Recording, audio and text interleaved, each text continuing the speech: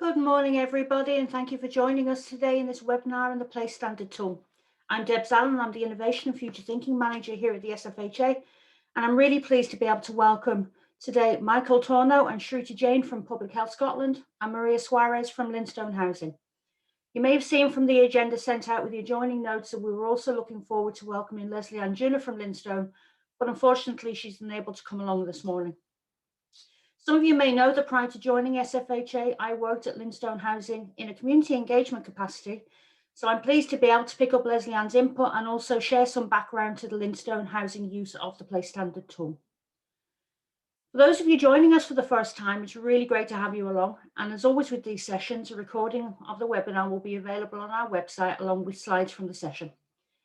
Throughout the session, your cameras will be off and microphones will be muted, but we'd encourage you to use the chat to share comments and observations, and also to use the Q&A tab, lost my train of thought there, to ask questions of the panel. And we'll make sure that the panel gets, that we raise your questions with the panel. So we will then have presentations from our speakers for the first part of the session, giving an overview of place and health inequalities in Scotland, the tool itself, and its importance in using a place-based approach.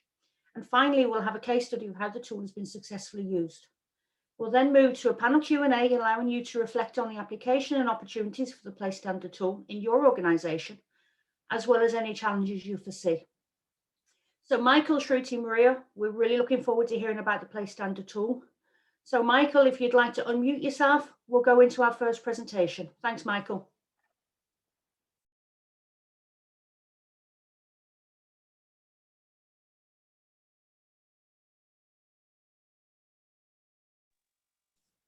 Oh, can you hear me? I can hear you now, Michael. Yeah, perfect. Right. Fabulous. Morning, everybody. My name is Michael Torno. I'm a Senior Health Improvement Officer at Public Health Scotland, and I'm going to briefly talk to you about the importance of Place for Health. Can I have the next slide, please? So what are health inequalities? Well, they are the unfair differences in health within the population across social classes and between different population groups. They're unfair differences which are not random or by chance, but are largely socially determined, and they are not inevitable. And what we mean by not inevitable is that they are largely responsive to social and political decisions that are taken. Can I have the next slide, please? I should explain to you, I'm completely blind and I'm reading Braille. So my description of some of these diagrams might not be quite easy, but we'll do our best. So on this slide, I want to show you a stark example of health inequalities, which is the transport system in Glasgow, and it's illustrating what we call premature mortality, which is where people die earlier than they ought to. So this shows a train line between the west end of Glasgow and the east end, and it shows that for every stop between Jordan Hill in the west end and Bridgeton in the east, that the life expectancy for men dropped by an average of 2 years, and for women 1.2 years. So I mean, this is a very stark example of the impact of health inequalities. Can I have the next slide, please? So this slide, this shows that previous example was Glasgow, but this is actually the whole of Scotland, and it shows a gap in life expectancy between the most deprived and least deprived all across the country. The graph shows a male life expectancy at birth by each CPP area, Community Planning Partnership area. So the grey dots show life expectancy for the least deprived quintile, and the white dots show life expectancy for the most deprived quintile. And you can see that there's a gap in every CPP area,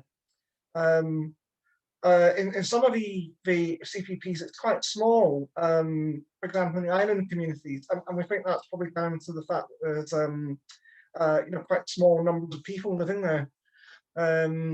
The graph also shows that there are differences in life expectancy between the CPP areas as well as within them.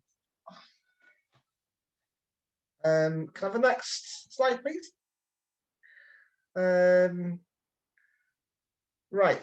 So health inequalities don't just affect the most deprived people in the population.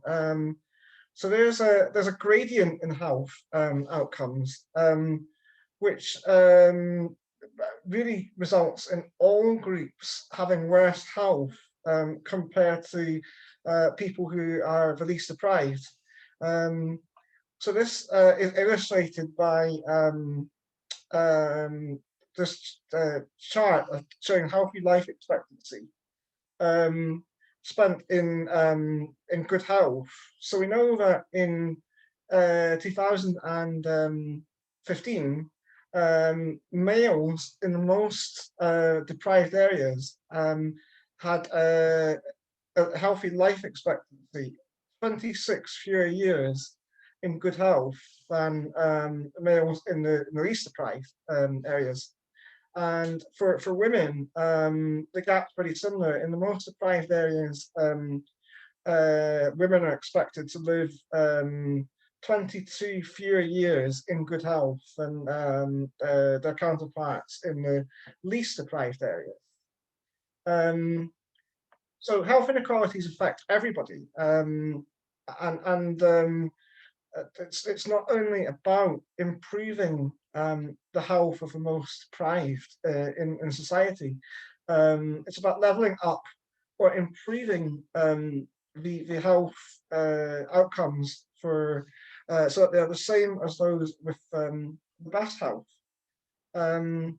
This is for a few reasons. It's mainly one of them is actually because a lot of the need for health improvement is actually not found in areas that are the most deprived. There are a lot of people living in sort of in between, but have quite a lot of need, and it doesn't quite represent it as starkly as it is for the most deprived. We need, as a result, we need universal services to be resourced in a way that is proportionate to the need for them. Can I have a next slide, please? So this is a very busy big diagram, which some of you may be familiar with. It's showing a theory, what we call theory of causation for health inequalities. It shows what we call the fundamental causes model of health inequalities, rather. Sorry. The slide, this has a diagram showing the way that fundamental causes determine environmental influences, which in turn determine individual experiences, with the end result being health inequalities. Let me have a look at this. So the fundamental causes are the major socio-political forces which derive decisions and priorities and result in an unequal distribution of power, money, and resources, and are often associated with discrimination and marginalization.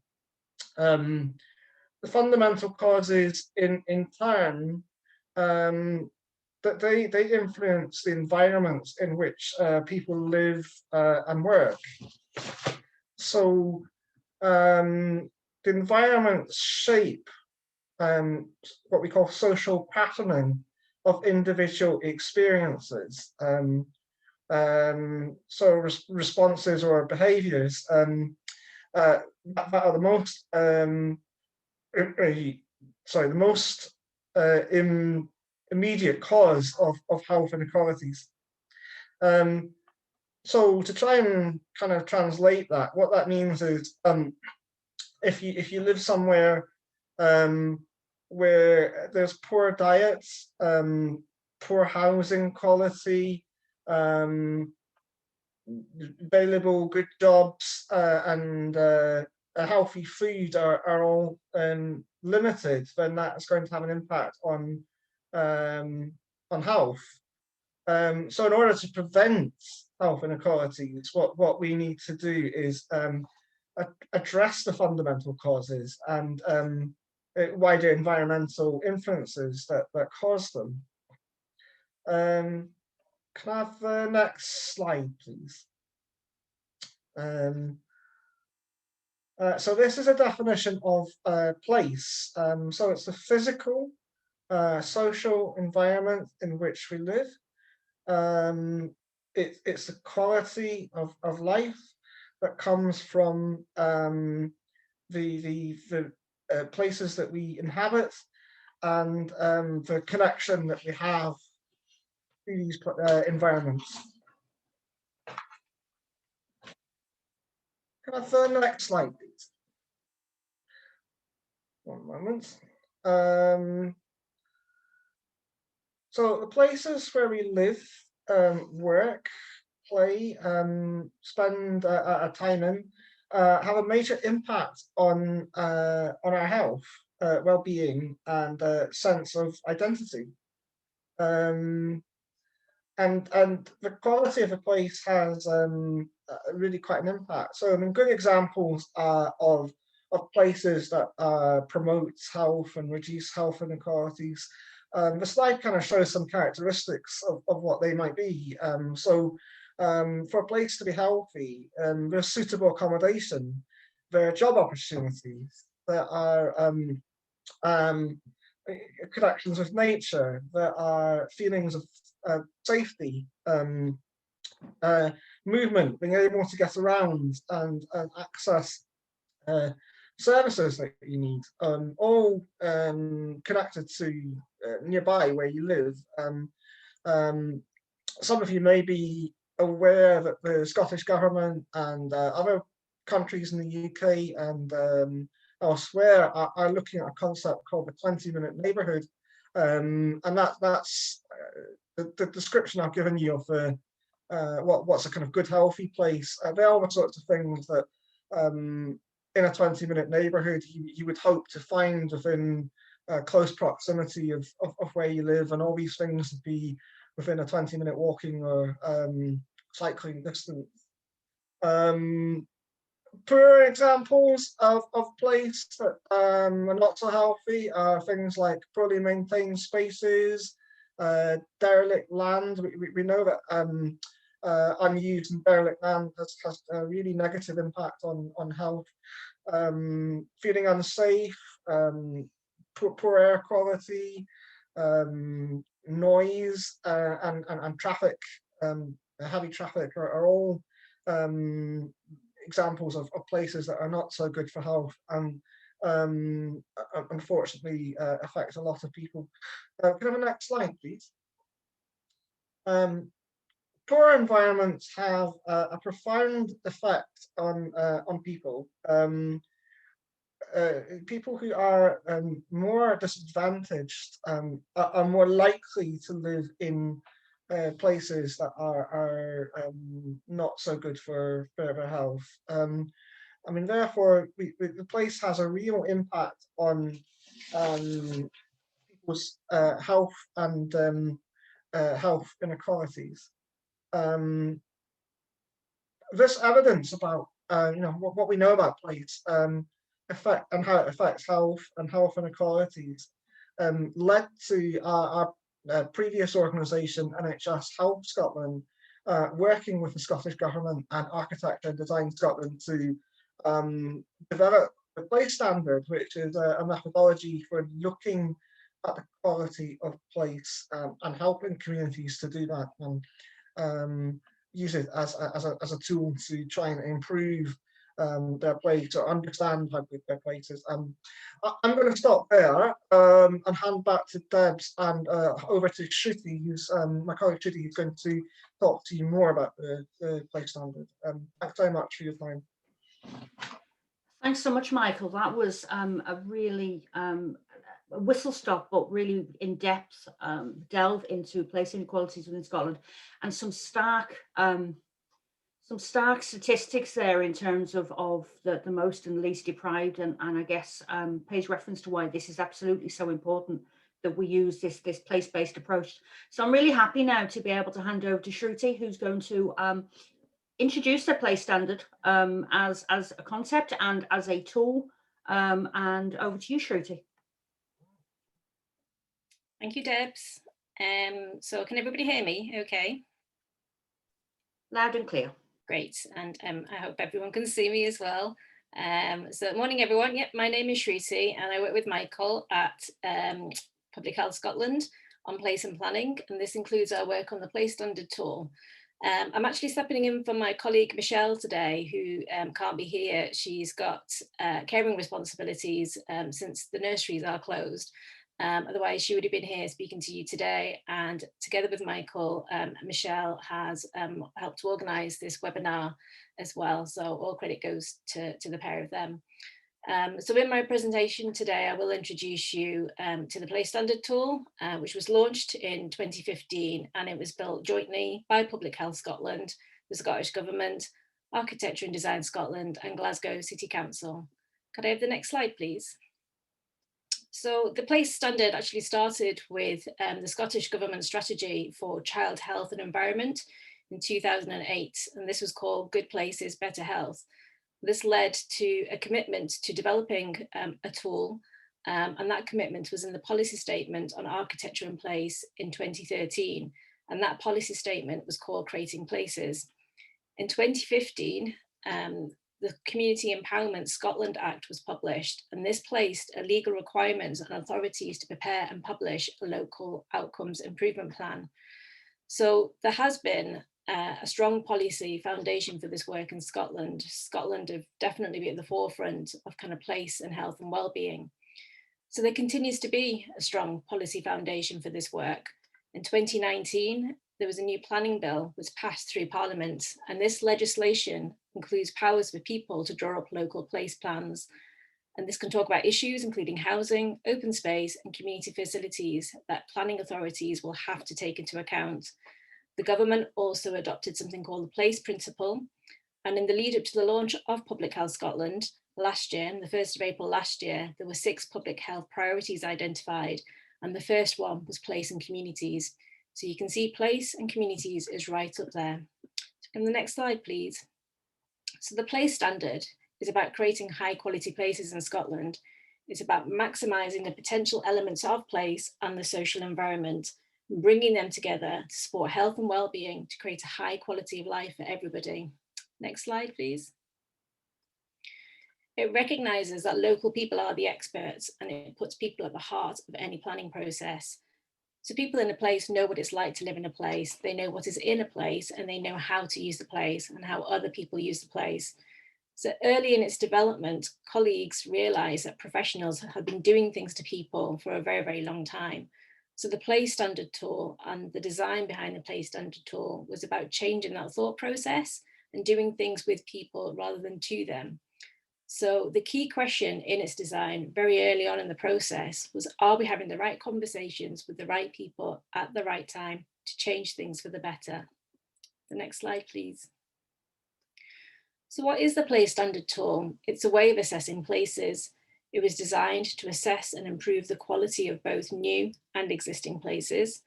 It is developed on evidence on the role that place plays in reducing inequalities. So there's a really strong evidence base that sits behind the tool and how it's been designed, but it also helps to develop an evidence base. So by using the tool, you can find out what people think and feel about their place. And this can help to identify the strengths of an area, and it can also highlight the priorities for improvement. So the place standard itself is a framework, and it's a framework for people to have structured conversations around place. and the framework is based around 14 questions, 14 key questions. It ensures people's physical and social environments support them to live healthy and happy lives. And it brings different players in a place, such as communities, the public sector, private sector, and third sector, to work together to deliver high quality places. Can get the next slide, please. So the place standard can be used at any time, such as the early stages of the development. So this might be when you're designing a new housing estate, or when a housing estate or an area is being developed.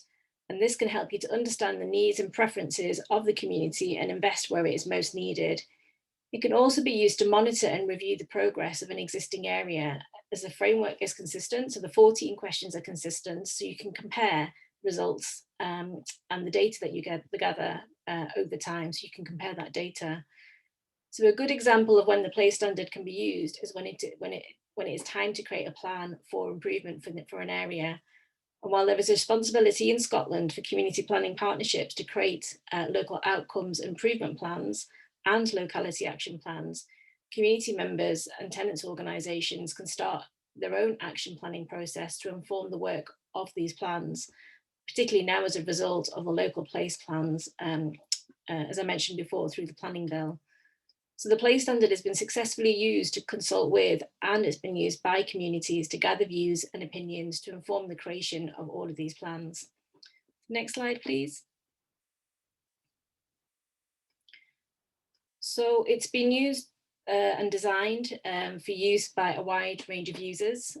So anyone can use it. It's communities, third sector, the public sector and private sectors. But when community groups use it, it can help to bring together everyone's views and reach consensus. And it can help to present views and opinions within a framework, and that framework is recognised. So that means the public sector, the third and private sector can be confident in the process that is being used. And because it brings together a wide range of individuals, community groups and different sectors, it encourages everybody to work collaboratively together to improve the place. And so this might mean, as a community group, you might find it easier to access support to carry out actions because you're involving your stakeholders, those decision makers from the outset. Next slide, please.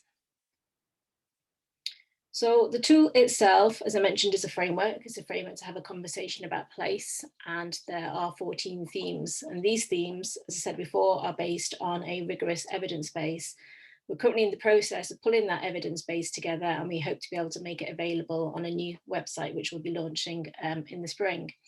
But these 14 themes cover a broad range of both physical and social characteristics.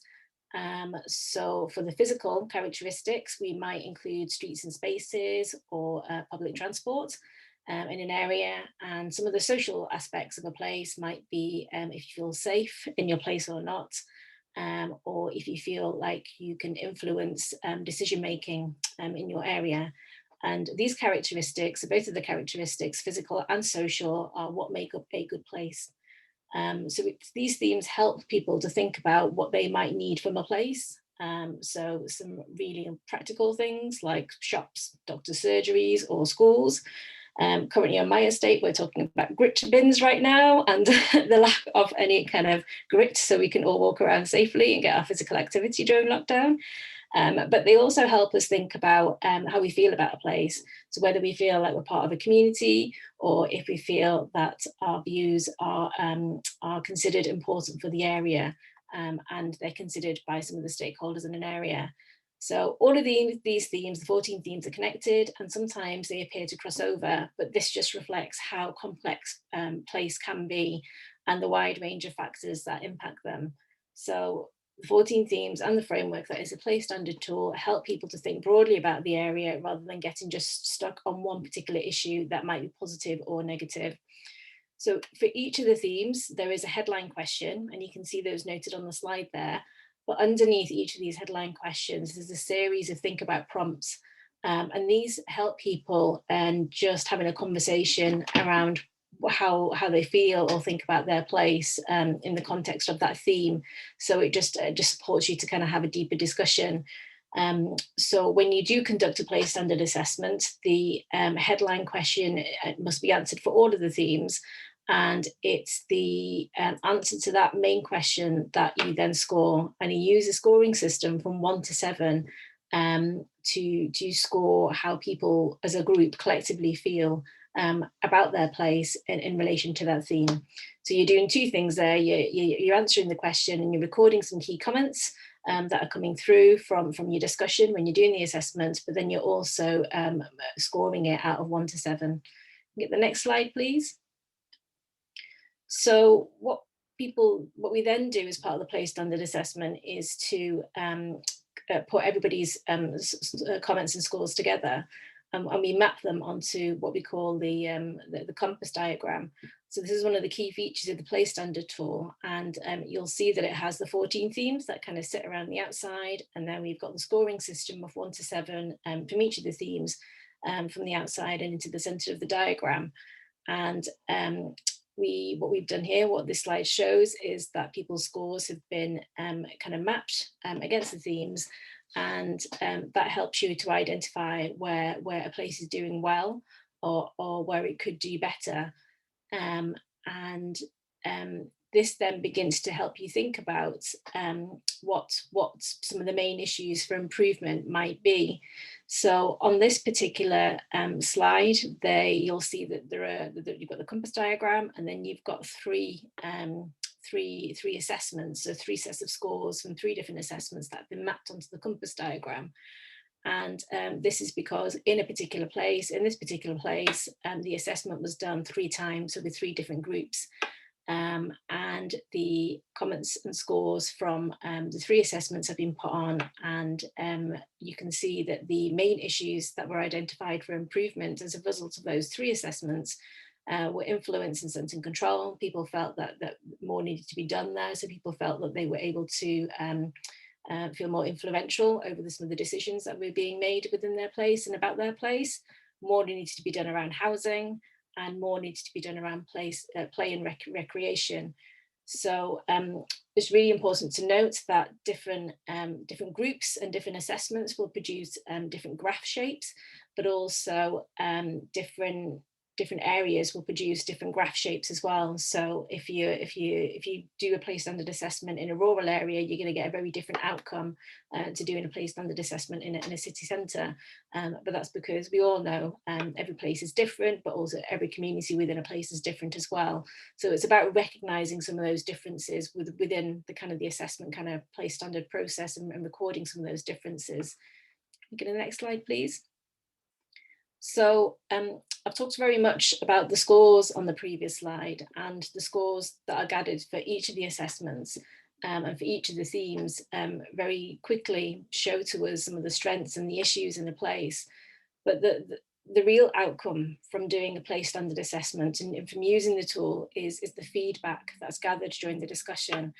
And these conversations are the most important part, as the comments explain people's real experiences of a place, and it's the comments that should be used to inform any action plans that are then developed. And what we see on this slide is, we can see that the scores have been mapped onto the compass diagram, and then we've got some of the key points that have been noted down as part of the assessment. So under the discussion, under each of the 14 themes, just very simply onto an A3 piece of paper. And what we try and say is, kind of record people's comments as they're kind of given to you or as they're noted down. And this way it treats the assessment and the process treats local people as the experts. It gives everyone an equal say, and it makes no assumptions about what should or could be done to improve a place. So you're not putting words into people's mouths, basically, is what I'm saying. But scores are great, but comments are really, really important. So we move on to the next slide, please. So that kind of really is just a very brief overview to the place standard tool. The best way to kind of find out more about the place standard tool is to kind of have a go at it, really. And you can use the place standard tool in a pair. You can use it by yourself. You can use it in a small group of people. Or you can use it in a series of events as part of a big kind of community consultation process. There's no hard and fixed rule about how you can use the place standard tool or the assessment. The main thing is that you do consider all of the 14 questions, the 14 themes, because the evidence base shows that all of those 14 areas are important when we talk about improving places for health and well-being and reducing inequalities. But we also not only capture some of the scores and mark our kind of questions against those themes, but we record the comments as well. And that helps us then to identify what's working well in the place and what isn't working, and what actions we need to take to improve our places and who we need to do that with. So I've put my email address down in there, so do contact me if you've got any questions. We've got the Place Standard is available online, so you can download it from that website there, but you can also complete the Place Standard as an assessment online as well. We'll let you know that we're actually updating the first version of the tool, which is what I've spoken to you about, and that was following a review that we completed over the last 2 years. And it was something that I did. And the reason why we undertook that review is just to increase user access of the tool. So just to make it a bit more friendly, and also just to update it in terms of some of the challenges that we're facing, so that we consider things like climate change and how we can adapt as places to climate, to a changing climate, but also how we can adapt to things like global health challenges like a pandemic, etc. So we've also improved the guidance around the tool as well. So we're encouraging people to think about how they plan for their Place Standard assessment. So things like, where they're going to do the assessment, who needs to be involved, how are they going to tell people that an assessment's going to happen, that kind of stuff. But also to think about, once people have done the assessment, what they need to think about for the next steps to begin to take action.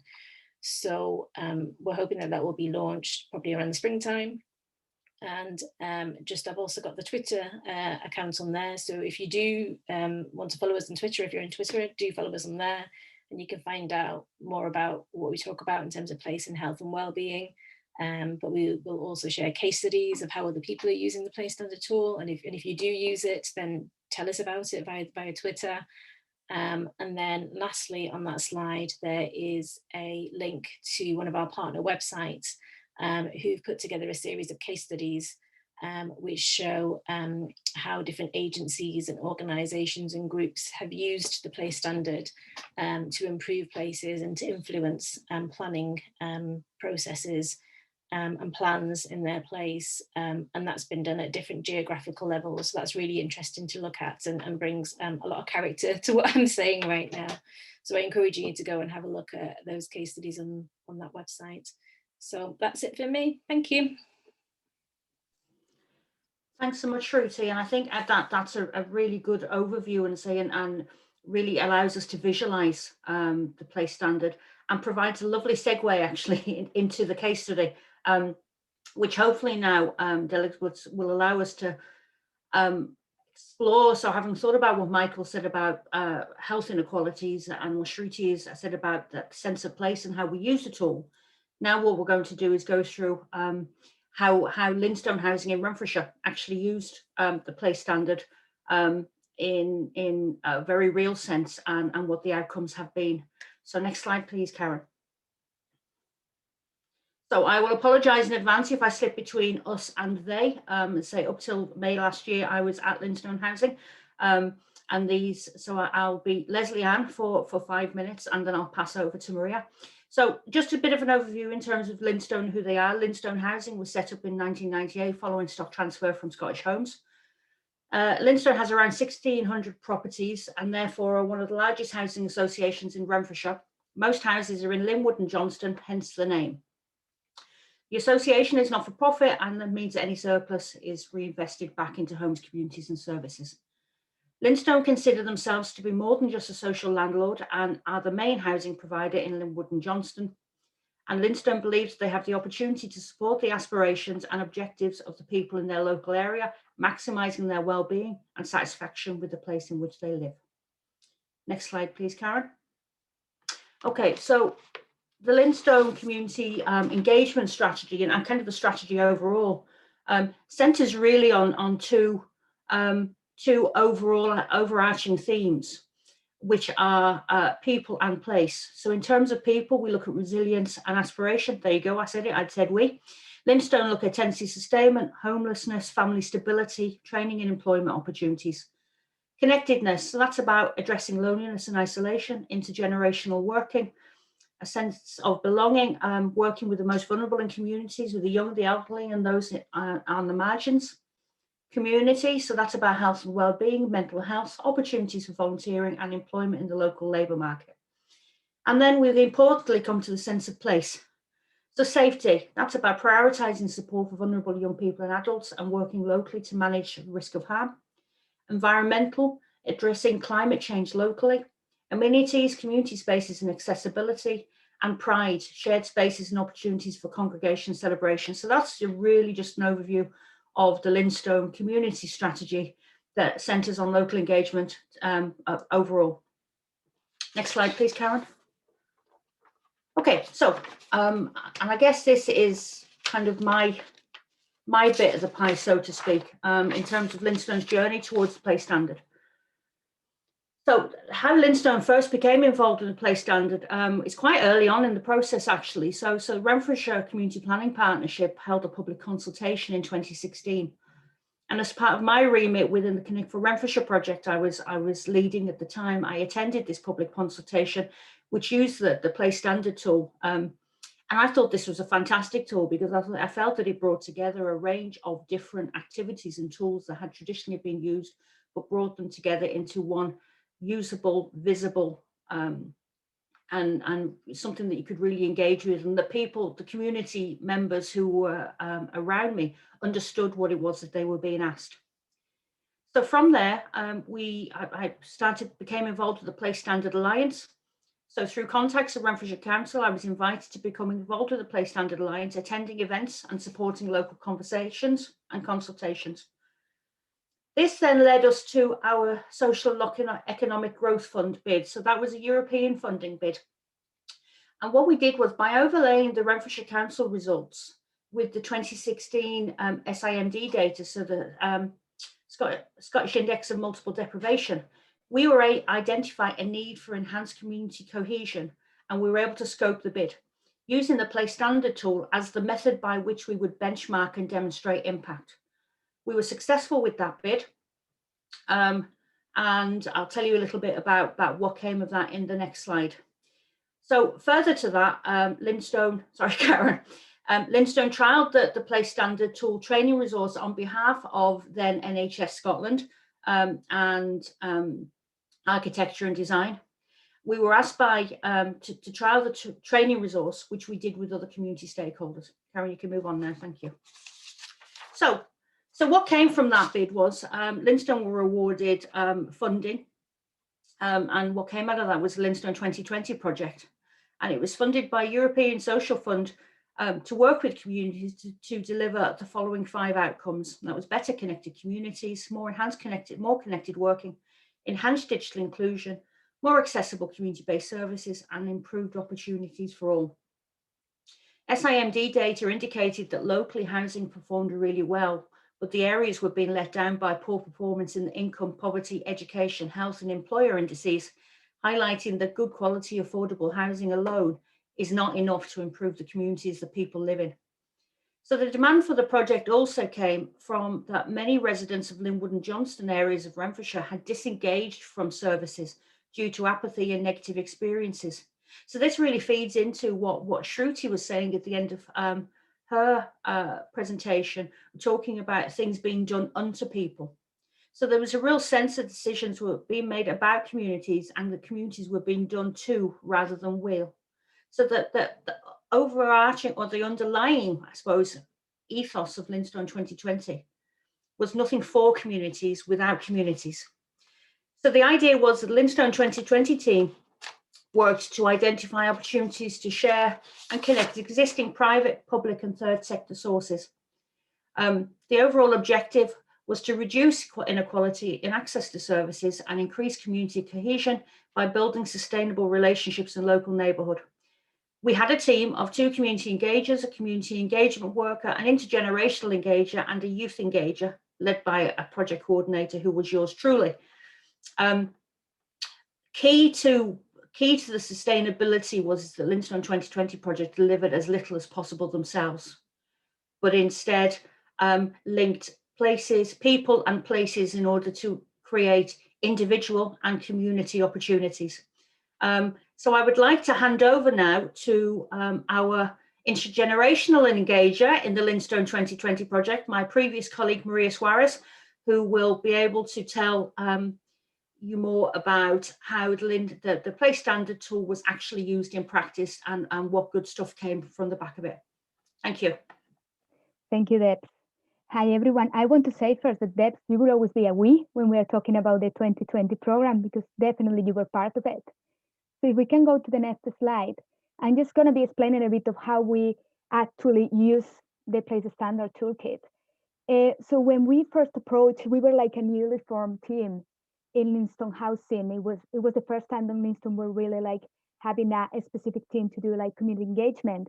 So it was really important for us to find what was needed in the community. So obviously, when we approached Place Standard 2, we just realized that, and some of us had experience with it, some of my team didn't have, we were using it as a tool. We were like identifying, okay, this is a tool that we can use in different ways. I think I should say that there is different ways you can use this, not just one way. So we took it as a tool, as a guide, not as a step by step that you need to do. As well, we were really clear that we have to adapt it to the different audiences, and I will tell you a bit more later on the presentation about this. We were really aware that we will need to go to the community in order to find out what the community needs.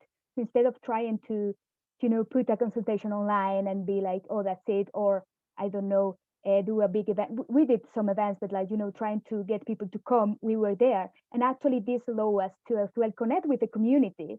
And it was a way to introduce the 2020 team and the 2020 program, and to present Linstone as a community engagement organization as well.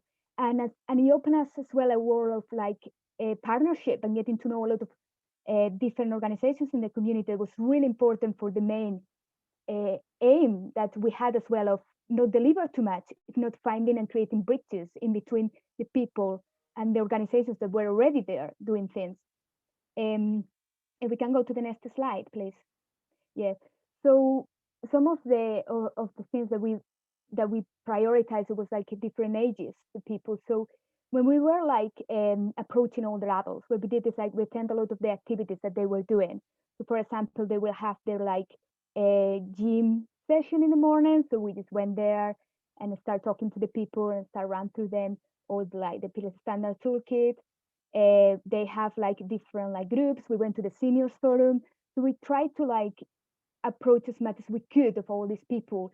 Something we as well find really interesting is like when you go with the Place Standard toolkit, like it's like 14 questions. So it can be a bit long to just be like one by one. So obviously we did that as well, but we start creating a kind of more a conversational way. So we start approaching people being like, well, how would you like explain to someone who just moved to the area, how is the community? And then that allow us to navigate to all the areas I've been like, oh, how would you explain how the public transport is? How would you explain this and that? And that was a more like friendly way to do it. It's just being like in this kind of this question, then give me 1 to 7. And it was like a way as well to maybe go deeply as well into some of the different topics that we were touching. That's something we really like about the Place Standard toolkit, and I think it's been said by several people here. It's so holistic. It looks to so many different things, and sometimes when you approach like a consultation tool, it's really based in one thing. It's so easy to just get stuck at that one thing.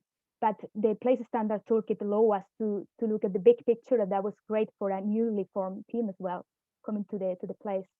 And then what we did is like taking all the feedback that we were getting.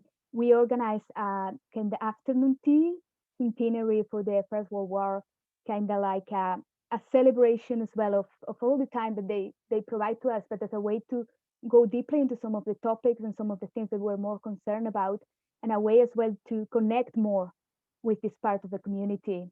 If we can go to the next slide, please.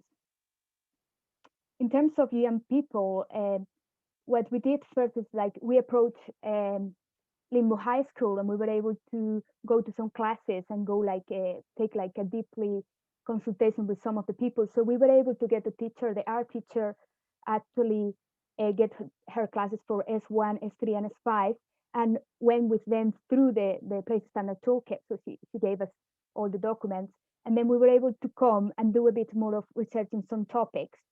So we were going with them when we went and visited their class. We were through 4 things. There was moving around, activities, participation, and spaces. So we have like big flips or papers, and we asked them 2 questions. So 3 things they could do now in that moment to improve things, and then 1 long-term action.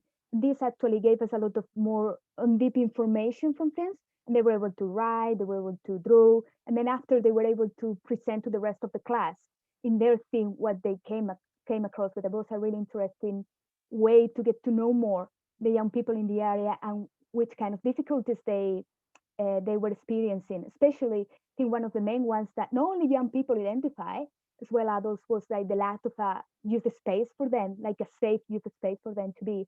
And I will talk more later about that, but that allow us to work with the young people in a different project. Again, we were attending activities, as I said in the first slide, it's all about going with the communities and as well introducing ourselves. So it's a way to consult, but at the same time telling people, hey, we're here and we are, available for anything that you need. And obviously, we were trying to use more visual and artistic resources because we know that sometimes when you ask people to talk too much or to write too much, it can be a bit boring. So we're trying to do, as I said, these big flips of papers and just having like stickers and then tell us this and this, and that will allow us to go to more people, as well as developing obviously the Place Standard Toolkit as a like PDF version. Can we have the next slide, please? In terms of the wider community and how we actually got information from everyone, where we attended first events, for example, we went to the Christmas lights ritual. And one of the things that we did, obviously, a lot of people passed by, and some people stopped and had a conversation with us, and we were able to feel like a lot of Place Standard Toolkit. But some people obviously were just passing by and they didn't want. So one of the things that we did, we have a small like kind of Christmas tree and some tags. So we asked them to write in a tag something that they would like to see happening or something that they will concern about. And as I said, a lot of people wrote about the youth space on that. Some other things we did like door to door. So we were knocking on some doors of the neighbors that we knew will be more apt to talk to us. So obviously being a housing association allow us to have a bit of a more knowledge of them and prep them as well that they were coming. We did some events as well in our community hubs where we invite people to come have a tea and biscuits and have a wee conversation with us. As well, we did like some on the street, so we were just in the street with the Place Standard Toolkit having a conversations with people. Some people engage, do the full one. Some people just have a really quick conversation, but that allowed us as well to gather some data that was really interesting in terms of looking at the whole consultation that we were doing. And as well, we had a collaboration with Keep Scotland Beautiful in order to develop a bit more on deep regarding the Place Standard Toolkit. We did some events with them in the community hub. We went on the street as well with them. They came to give us another more external vision as well, and that allowed us to go deep into some things, and especially because we are too involved in the community, so having this outside vision from Keep Scotland Beautiful and their support in order to do this consultation around one of the areas we were working was really, really interesting, and it was a great thing as well to have that input. If we can go to the next slide, please. Yeah, so just to give like a bit of a summary of what we got some, here we got like 6 main like feedback that we got from the people in the community. So when we're talking about natural spaces, they were really clear there's a need for more natural spaces. Public transport was something that was really, especially amongst older adults, was something that they were really, really worried about. And they said that there were not enough buses, there were not enough ways to move around. Again, play and recreation, youth space was so needed because some of the young people were like gathering in places that weren't safe enough for them. So that was a real concern. A lot of people said that they have this low influence and sense of control about the area and what they could do.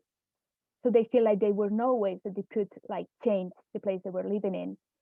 Parking traffic was saying one of the areas were really an issue, because a lot of people will have like parking on the middle of the street. It would be like a real difficulty for them to find places to park. And as well, the care and maintenance was something that was really said there, especially things like dog falling, we're really worried about, or like littering. That was like quite the main things in regarding care and maintenance on the streets. Some pavements were as well not that well maintained in terms of having potholes and these things, but it was mostly dog falling and trash littering that was the main issue. We can go to the next slide, please. So obviously, this is the thing, like you go out, you gather a lot of information, you know, what are the main issues that people are like facing. So it's the time to do things. I guess sometimes when you work in a community setting and people go to consultations and events, and then if they don't see things happening, they disengage and they feel like, okay, there's nothing that I'm not gonna even bother going and talking to people and telling them what I think if there's not gonna be a real change. So obviously, on the moment we got all this data, we start putting on plans for that. So in terms of natural spaces, so we were working in the development of a community garden. Actually, of a community garden in one area, and in another area as well, develop the play park that they have.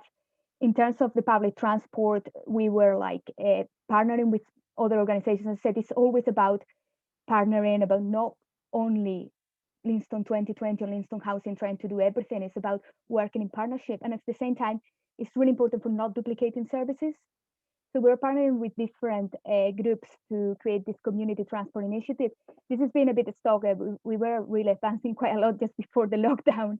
So we will need to retake that once the situation like allow it. We have a car club that we already kind of were running, but this allow us to implement and do more and put 2 more cars that were available for our tenants and the community in general, because anyone can join the car club. And we have electric bikes as well that people will be able to use and move around. That's been just like, it's going to be available quite soon. We're working just on getting all the things on place. In terms of play and recreation, we're working with partners again to create like youth space, and we are working with a local tenants and residents association to develop that play park. That's where we create a bit of a green space, because they want to do a real area of community garden on there as well. When we were like talking about, okay, there is no way to change things, there is no influence of how we can make our place better, developing new tenants and residents associations and making them have the power to do things was quite good. And in terms of having this plan for the play park, and at the same time when the pandemic came, it was really important how these tenants and residents step up and were able to support the rest of the community. That was a really good way to see like you actually have influence, you actually can control what happens in your area. And in terms of parking and traffic, we were able to develop 9 new parking spaces. And as well, as I said, we developed, like we increased the capacity of the car club. And in the care and maintenance, we organized litter picking and don't falling signs in the street, just to kind of make people more aware of that's an issue, and as well to just to clean and how to say, like, encourage the community to come and do more like litter picking. If we can go to the next slide, please. Yeah, so that's a bit like the legacy of all that things that we were talking. I'm gonna go really fast in this because I'm aware of the time. So as I said, we have the Car and Bike Club, the Community Transport Initiative. Now, well, I think now it's been a bit stopped because of the lockdown, but a lot of community groups were starting to do litter picking in the areas. Again, the tenants and residents associations, the community garden that we're working on getting set up. The SPICE project is the youth space that is being developed by young people for young people. Then we've been activities that we were doing in, especially in our shelter housing, but as well for some of the community as well in Nimbud, we were doing like Tai Chi and dancing, line dancing and all these things. And that's something that especially line dancing has continued online over the pandemic. So that's been a really good way to get people a bit more active. We're working in a network to develop more community cinema, so more places for people to come and share. And the response team is something that came up when the lockdown started, and it was this need for Lynston to support their tenants, to support the wider community. And because we have created all these relationships with a lot of different organizations, we knew what was available in the community, and we were able to signpost people and to get to know what kind of support was available during the lockdown. So that was a really important part of what we created with these consultations. And it allowed us to as well make this response wider than it will be if we were not in touch with all the different community organizations that were doing things, and as well allow us to support the tenants and residents associations to be part of that response by like helping people with top-ups for their phones, helping people with like shopping and these kind of things.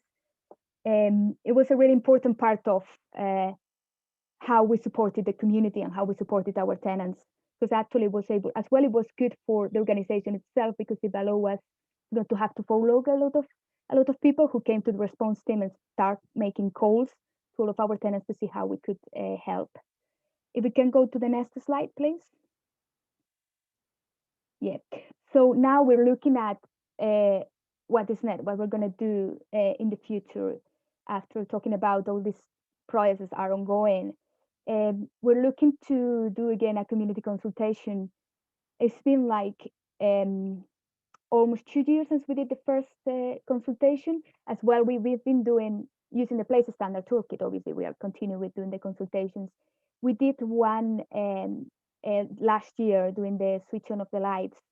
And obviously we were aiming to do one, but this year it was not possible for us to, because it didn't happen, obviously. But our aim is to do again, taking the Place Standard Toolkit and being able to do a post-COVID-19 community consultation, just to see as well with the data we had previously and the data we will have, how things change as well, and how the needs of the community had changed or had just been made more prevalent. That is what I think sometimes is happening. As well, obviously, we continue with the ongoing consultation with the community every time that we have any kind of activities. We always do a quick like feedback form so we can know how this is impacting and this is how this is like growing on towards what we're trying to create. And again, as Debs explained, and we will use it in with the SIMD, we will again have a look to that, analyze this data, and see how we can link our consultation with what is happening. And I think the next slide is the last one. Yeah. So thank you very much for listening to me. If you have any questions, I'm really happy to answer them. Thank you. Thanks, Maria. That absolutely, I think, demonstrates how the importance of the Place Standard tool really paints it in a way that makes it tangible and real, hopefully for the attendees on the session, in terms of not simply being a concept, but a way by which housing association, local authorities, individuals can actually communicate with tenants and residents to be able to find out what is important to those people. So guys, that's our presentations done. We have a few questions that we would like to pose to you. Obviously, again, please use the chat. If for any comments or observation, please use the Q&A function there at the bottom of your screen. If you've got any particular questions or any specific questions that you want to ask for any of the panelists, if you have a question for a specific panelist, can you pop in your question, who you would like that to be directed to first, please? But if we don't have anything else kind of initially, what I'd like to do is I'd like to ask for reflections of participants, please, on what they've heard about Lynstone's experience of using the Place Standard tool. Anybody got, you can pop it into chat, as I say, or pop it in the Q&A, or Michael and Shruti, is there anything you want to add in terms of how Lynstone have used the tool?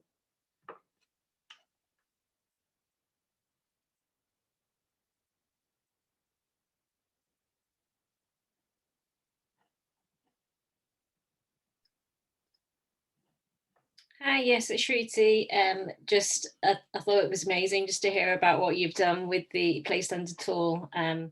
obviously we sit and behind the scenes, so it totally brings it to life for me, and it just gets me really excited just to hear about how it's being used. And I thought Maria, you gave like a really good overview of how it's worked in practice, but also some of those challenges. And one of the challenges that I mentioned, and I know that you mentioned, was just taking sort of consultation or a discussion like this with members of the community and different groups, kind of taking it beyond consultation. And I think you highlighted really well that you'd identified some key actions and you were delivering on those actions. And I just wondered if you could talk around maybe if there were any specific challenges within that. So moving from the information that you'd gathered to kind of actually delivering those actions, but what might have helped you to do that as well. So what were the challenges around that? You know, any specific challenges, but were there any enablers that really helps you to move from the consultation to action planning? Because that's something that we get a lot of feedback on. And like I said, I've tried to build it into some of the new guidance that'll be coming out in spring, and I don't know if I've gone far enough. So I'm really keen just to find out from your learning on that. So I think for us was first when one of the main concerns, especially in Limwood area, was the public transport, and was the lack of like good transport links. And obviously it was like how we can actually do anything. Like we cannot convince like the bus company to change the frequency, or we cannot convince them to do things. So it was quite challenging at the beginning, like a way of like people coming to you with this is an issue, and then you need to be like, what can we do actually to do that? So that was like really interesting for us to see other areas that have started this, especially East Renfrewshire or Duntrappur. They have this like community transport initiative where people, volunteers, will help, especially older adults, if they needed like to go one way, you know, to go to the GPs and things like that. They will like help them. So that was like a quite of a way that we have to research to find this kind of solution. But at the same time, then we were realizing that, okay, we cannot do this by ourselves, and we didn't want to do it anyways. So it was really interesting for us being able to go and put that up to our partners and find that so many people, so many different organizations were really interested in this. So really like went into another housing associations in the area as well, really wanted to invest on this. So that was like the main thing was an issue that we don't have any control of because we cannot control public transport. But then seeing how other areas had done, I think it's really interesting. When you work in community development, a lot of places will like face the same issues and the same circumstances. So sometimes it's good to just do a research of how other places have like challenged that kind of issues, because it may not work for you, but it may work in somehow. And then after that, the main thing was like, okay, let's go and find partners for this instead of let's go and try to do it ourselves, because it will be too huge, too big for us. It will be a really difficult thing to do by ourselves. And at the same time, by having other partners, you make sure that this project will continue, even if the 2020 project was having to have come to an end or so short. So that was the really important part of us, because when everything is just depending on one organization, and we know so much in community development, how much parachuting happens, things can stop. But when you have several partners, that means that there is a legacy and there is a continuity on that. So I think for me, that would be the most clear example, because of course, at the beginning, we were like, oh, we could, I don't know, write a letter to the bus company, but it was really challenging to think, yeah, on that sense. Yeah. That's really good. And I think I know that my colleague Michelle and maybe Michael as well, we're trying to work up a case study with you guys to capture what you've done. And the one thing that we always really struggle with is to show how the process of the assessment has led to real impact and real change. And you've just highlighted that beautifully in the kind of example that you presented today. So I've got a little note here to go back to my colleague and say we need to get that case study written up. Thank you. I think thank you both Shruti and Maria. And I think, well, Maria, we've had a question, we've had a comment from Alistair, which I'll come back to in the chat. But we've also had a question from Sam, specifically for you, Maria. But I think you may have answered some of it in what you've just spoken to, which was around, aside from discovering what the community needed, did the process energize and empower the community? So I think if I can speak to that initially, on top of what Maria is saying, is that it was really important, as I said, that Linstone 2020 were a broker rather than the one that did it. But I certainly have come away with far more sense of communities being able to look after themselves with a little bit of support, rather than the communities having a perception of them being in need, I guess. So Maria, I'll let you follow up with that if there's anything more, but I think possibly that idea of empowering communities to act on their own behalf with support and guidance is how we energize and empower the communities. Yes, definitely. I think the sample or the picture, like the littering, like organizing picking activities. So we may start organize one or two, but then the community took the lead on that, and they were doing that in monthly or bi-monthly, depending whereabouts. So I think that's like a good example of how, if you kind of provide some guidance, as you just said at the beginning, they will continue. I think as well with the community hubs that we were able to offer to the community, a lot of the groups kind of just starting coming by themselves, and they just needed to like kind of rent, for free the space, and they will organize their like knitting clubs or their like gaming clubs with kids. And I think it kind of help us to know what are the issues that the people were more worried about, so we could like give them the power on that. I think I said like this low sense of influence and control, that was really important. So if you just do things for them, you are not helping that part of it. So that's why we're really trying to involve them in every step and in every step of the process of everything that we were doing. And like, for example, with the community garden as well, we had like a group of like, I don't know, over 20 organizations, but some individuals from the community who are not necessarily in representation of any community organization were coming as well to be part of that kind of panel or like working group for the community garden, and we're able to take decisions how we were recreating that community garden. So I think that was a bit of the part of trying to empower. It was always not only asking, but as well asking them to come and do things by themselves in that sense. And I think sometimes it's really easy that as a community organization comes and deliver a project based on what they think the community needs, and then leaves. And then when you see that you are not engaging with people, that's how. For example, también the other example will be like the Tai Chi classes and the line dancing classes. So where we were able to get some funding to start that, but what we said to the community, and obviously it finished because of the lockdown, is that they will have to take to a place where they were able to pay by themselves. So all the people who were attending didn't need to contribute, but that will be creating a more contribution. And for example, in some of the cases, what we did is like we pay the fee, like the rest of the fee. So if 5 people were attending and we're paying like 15 quid amongst all of them, then we will pay the other 35 from the funding that we got.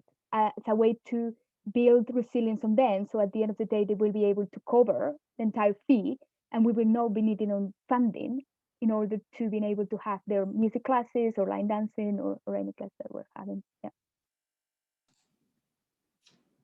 Thanks, Maria. Shruti, I don't know whether there's anything you want to come in on that, or that I couldn't have said it better myself. I'm going to jump to the third question that we wanted to pose for discussion here, which was around challenges using the place standard and how can these be overcome. And I mentioned that one of the comments we've had is from Alistair.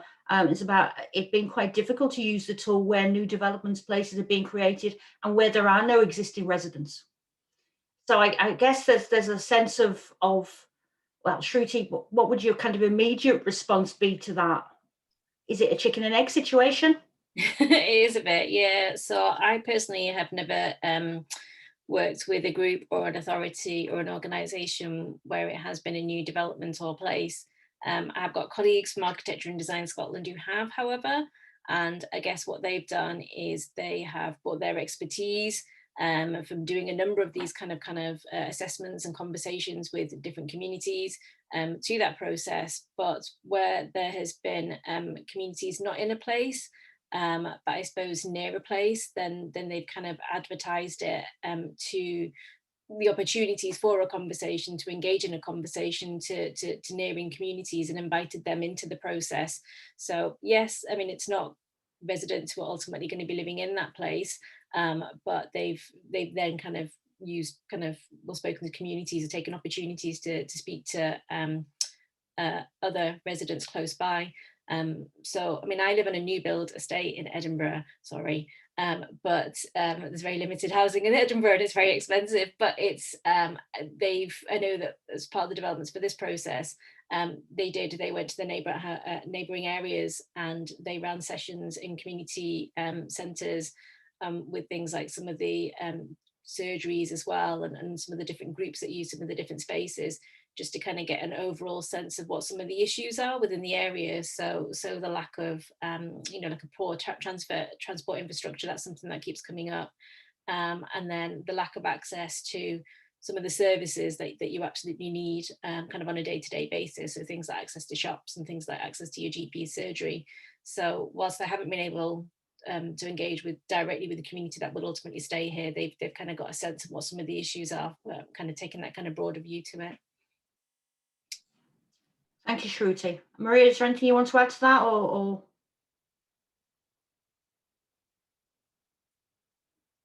Well, I think obviously we already have we already have developments in place. I think in our case, obviously that was no an issue, so we didn't have to get that. And I don't think there is anything I can really add to what has been said regarding this. Yeah. Thank you. Okay, I'm going to the Q&A now, and we've got a couple of questions. So first from Heather, and the question is, and I think possibly I'll pose it to you, Shruti, first, and then Maria, if you wanted to add anything. So we have a lot of, and Heather says, we have a lot of sheltered and alarmed housing complexes across Edinburgh and Fife, and they're not close together. How do you think the Place Standard tool could work in practice for these complexes? In addition, our mainstream houses is also dotted around these areas, and there's a similar issue. So I guess this may lend itself to some of that digital availability, and I guess, having staff members who are looking after those communities, having an awareness of how to use a tool. But I guess over to you, Shruti. Yeah, I mean, it is a tricky one. So, we do have, I mean, you've got various sites here, and you could use it virtually, you could use it digitally. So we do have an online version of the tool, which you can kind of work through. It's something that we're looking to improve. It's not the best right now, I have to say. So that is the new version that will come out in spring. I was going to say in September, then in spring. It's why it's good is that you can kind of complete, have a conversation online, but it's quite a linear process, the way that it's formatted online. But what you could do is you could look to do something virtually yourself. So we know of a number of local authorities who've taken the 14 key questions from the Place Standard tool. Some of them have not even taken the questions. They've literally just taken the headings from the themes, and they have then basically developed their own surveys or online conversational kind of portals, and ask people to kind of feed in issues in either at a set time or during their own time, and that's kind of worked quite well to be able to kind of reach across geographic areas. So I'm just thinking about some of the islands. I think it's the Shetland Islands that did a massive online survey probably about 4 or 5 years ago, and obviously it wasn't very remote communities up there, but that worked particularly well. So I think a lot of places are having to consider this more and more as lockdown continues, is how can we continue to kind of have these kind of conversations, but in quite an interactive way online. And there are challenges by doing it online, because not everybody can access online services. Not everybody wants to access an online service, but it's still a kind of an opportunity. So there are pros and cons, in kind of doing that kind of virtual engagement, but there are definitely some opportunities there, and there are different platforms available where you can kind of have these conversations and bring that feedback in.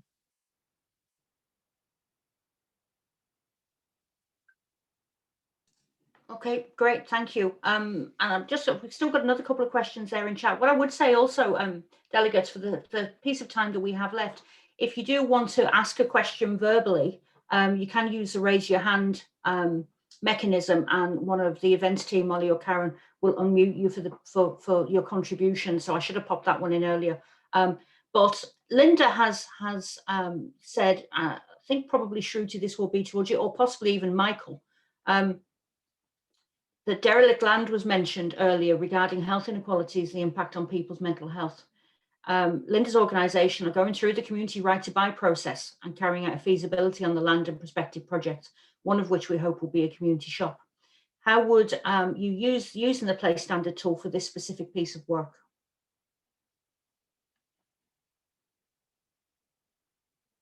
So yeah, I would ask Michael to answer that if he's able to. I think it's great that the community and the association are facilitating buyback of derelict land and use of it. I mean, I think the question's more about use of the tool to try and understand how the community would want that land to be different and to be something that is attractive to them rather than an eyesore.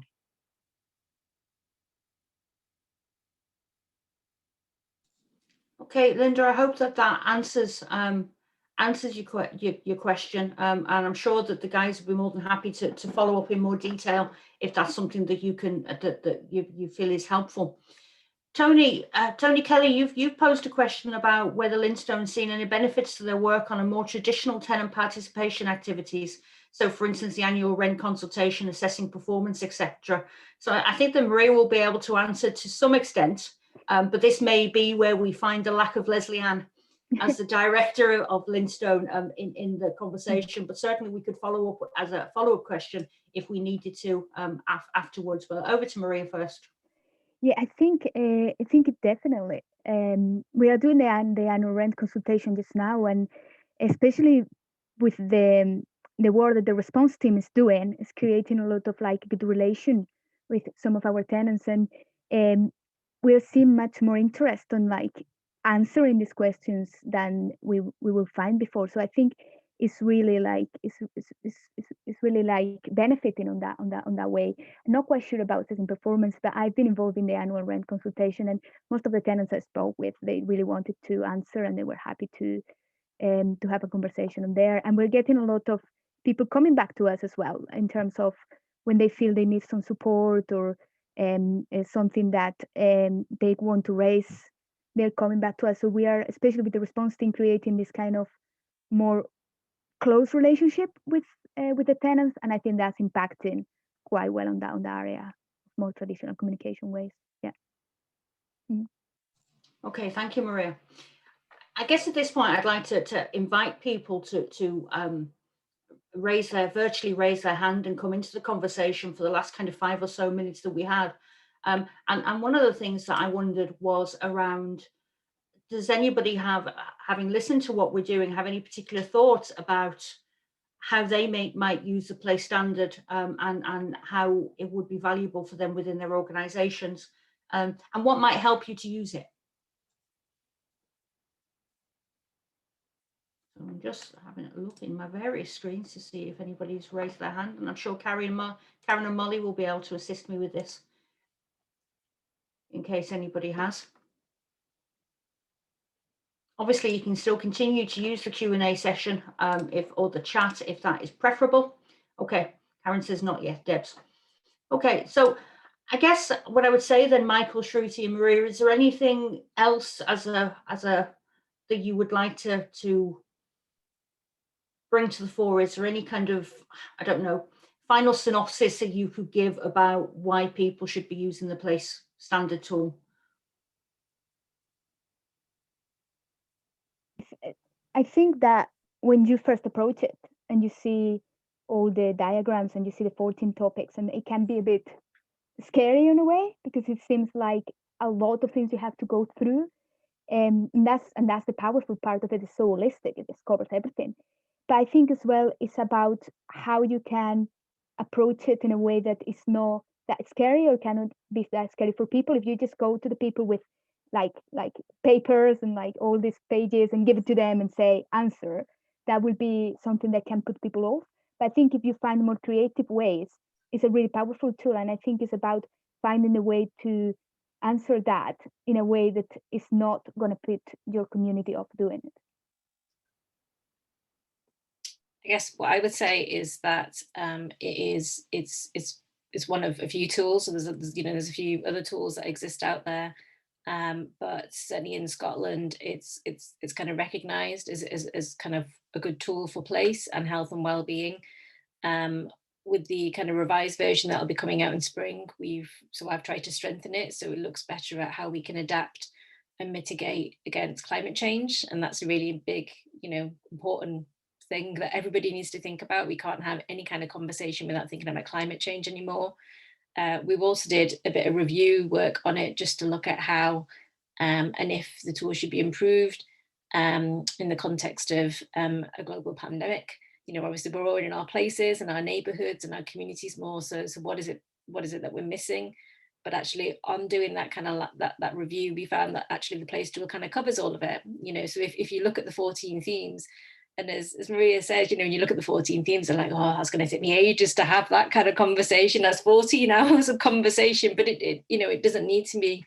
But again, we go back to the evidence base. The evidence base does highlight that these 14 areas are really important for a place, that are important for your neighborhood, that are important for your community, and for your physical health, but for your social health and your well-being as well. And I think, having been through what we've all been through since last March, like that importance of place and well-being, it's just kind of right up there. So don't be scared by the 14 themes, and there's lots of different ways that you can use it. So you can do it in an hour, you can do it over a couple of days, you can do it over a couple of weeks if you want. You can do it online, you can do it, in Leith. I think what they did was they blew up the compass diagram, and it was huge. It was kind of the size of the wall behind me, and they had it displayed on the street at the bottom of Leith, and people were coming and just marking and writing notes and comments around how Leith could be improved. So obviously that's what we do when we're not in lockdown. But there's lots of different ways that you can do it, and it doesn't have to be an onerous process. But I think what most people have said is when you've gone through the process, they really feel that they've considered what works and what doesn't work in their place.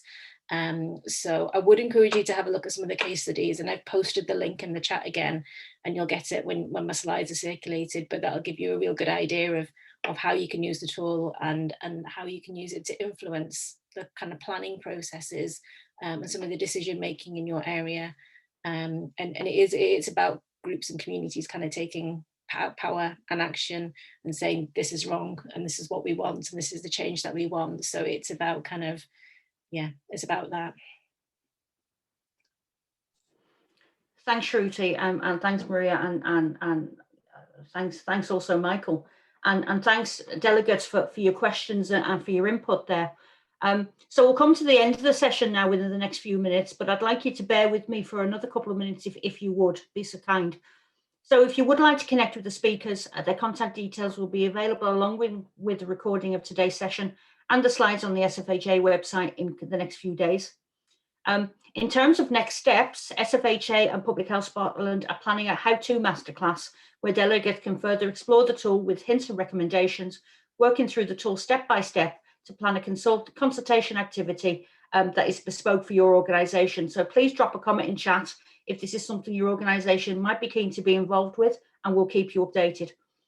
I also wanted to take this opportunity to bring your attention to our open space platform where you can share good practice and ideas. And this is not just simply an SFHA, this is across Scotland. So that's an opportunity for you to tell us about good ideas, new ideas and good practice. And also find out what other people are doing. But also if you've got something that you think is a really good idea that we should be looking at, then please open spaces away. And that's on the SFHA website. Now, it's time for a short poll. Your feedback shapes what we do, so we'd very much appreciate it if you could answer the 3 quick questions before you leave. And whilst you're doing that, I'd like to bring your attention also to our series of strategic events over the coming weeks, which is Housing Now, Housing's Future, which again is available on the What's On, the space within the SFHA website. And also, if you've got suggestions for future webinar topics, please get in touch. What